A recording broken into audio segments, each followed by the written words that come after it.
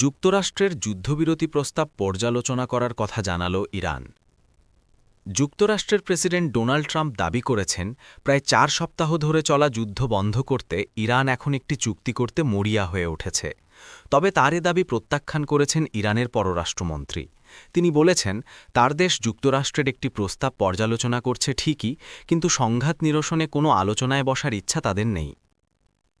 যুক্তরাষ্ট্র ইসরায়েলের সঙ্গে ইরানের যুদ্ধ যত দীর্ঘ হচ্ছে, এর অর্থনৈতিক ও মানবিক সংকটও তত বাড়ছে। বিশ্বজুড়ে জ্বালানি তেলের সংকট ছড়িয়ে পড়ায় বিভিন্ন দেশ ও কোম্পানি পরিস্থিতি সামাল দিতে হিমশিম খাচ্ছে।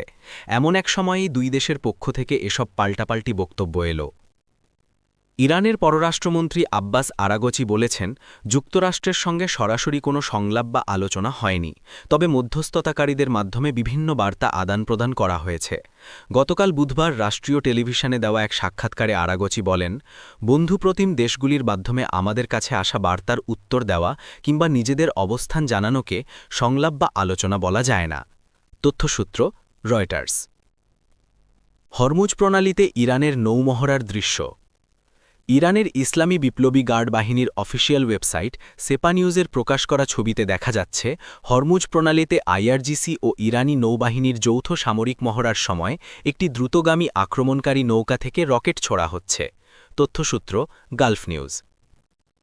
ইসরায়েলের সেনা সদর দপ্তরে হিজবুল্লাহর ক্ষেপণাস্ত্র হামলা, দক্ষিণ লেবাননে দুপক্ষের মধ্যে লড়াই। লেবাননের সশস্ত্র গোষ্ঠী হিজবুল্লাহ বলেছে, তারা বেশ কিছু বিশেষ ক্ষেপণাস্ত্র দিয়ে মধ্য তেলাবিবের অবস্থিত ইসরায়েলি সেনাবাহিনীর সদর দপ্তর লক্ষ্য করে হামলা চালিয়েছে। এছাড়া তেলাবিবের উত্তরে ইসরায়েলি সামরিক গোয়েন্দা সংস্থার একটি স্থাপনাতেও হামলা চালানোর দাবি করেছে হিজবুল্লাহ। আজ বৃহস্পতিবার রাত 1:10 অর্থাৎ গতকাল বুধবার দিবগত রাতে এই হামলা চালানো হয়েছে বলে হিজবুল্লাহ তাদের টেলিগ্রাম চ্যানেলে দেওয়া একটি বিবৃতিতে জানিয়েছে।